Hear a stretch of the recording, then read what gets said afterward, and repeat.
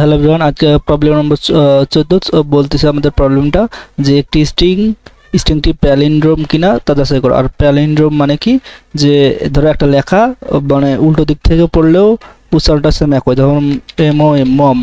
হ্যাঁ, এটা কিন্তু উল্টো দিক থেকে যদি আমি লিখি, হ্যাঁ এম ও এম মম এটা, হ্যাঁ তারপর যেমন হচ্ছে গিয়ে বাবা, বাবা কি বি এ বি এ, তো উল্টো দিক থেকে লিখলে তো হচ্ছে না, না এ বি এ বি হচ্ছে না, এটা প্যালিন্ড্রোম না, ফলস। তারপর হচ্ছে গিয়ে যেমন এক ও 1 to 1, এগুলো হচ্ছে প্যালিন্ড্রোম। তো এইরকম হচ্ছে গিয়ে আমাদের যে madam, M A D A M madam, এগুলো কিন্তু উল্টো দিক থেকে লিখলেও হচ্ছে গিয়ে একই রকম। তো বুঝতে পারছো, তো আমাদের একটা স্ট্রিং প্যালিন্ড্রোম কি না সেটা আমাদের যাচাই করতে হবে। তো চলো শুরু করি। তো আমাদের একটা নেম নামে একটা ভেরিয়েবল নিলাম, নিয়ে হচ্ছে কি প্রথমে রাখলাম কি 1 to 1। তো এখন দিব ইফ, যেহেতু সত্য যাচাই করা ফর লুপ এখানে চালার কোনো প্রয়োজন হচ্ছে না।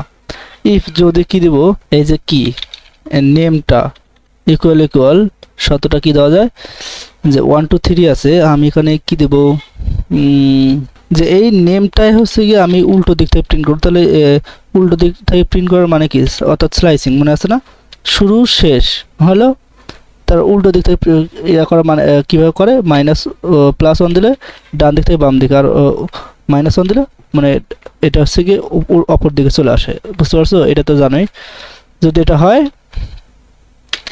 কি হলো, তার যদি ট্রু হয় তাহলে কি করবে, যে প্রিন্ট করবে, যে প্রিন্ট কি খাড়াও, এই যে কত প্যালিন্ড্রোম, এই স্ট্রিং এর মধ্যে প্যালিন্ড্রোম।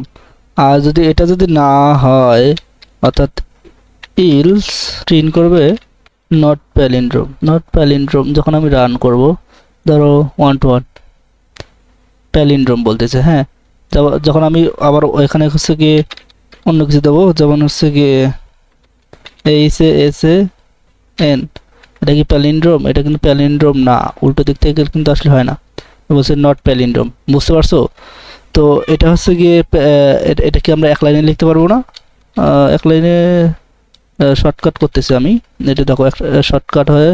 আর এই হাসান নামটাকে এখানে না দিয়ে জাস্ট আমি এখানে দিলাম কন্ট্রোল ভি মারলাম, তাহলে এখানে আমাকে কি দিতে হবে, হাসান দিতে হবে, সেম একই প্রসেস। হ্যাঁ বলতেছে নট প্যালিন্ড্রোম, এই জন্য এখানে যদি আমি এখানে যে একটা ভেরিয়েবল নেওয়াটাই ভালো হয়, দুই জায়গা না হলে চেঞ্জ করা লাগতেছে। নেম নিলাম, এখানেও নেম, নয় ভেরিয়েবলের মধ্যে কি দেওয়া যায়, এবার হচ্ছে কি স্ট্রিং দিলাম, এম ও এম মম দিলাম, এবার হচ্ছে কি বলবো এটা প্যালিন্ড্রোম। দেখো বলতেছে প্যালিন্ড্রোম। বুঝতে পারছো, তো এই ছিল ক্লাস। সবাই ভালো থাকো, দেখা হবে নেক্সট প্রবলেম সলভিং এ।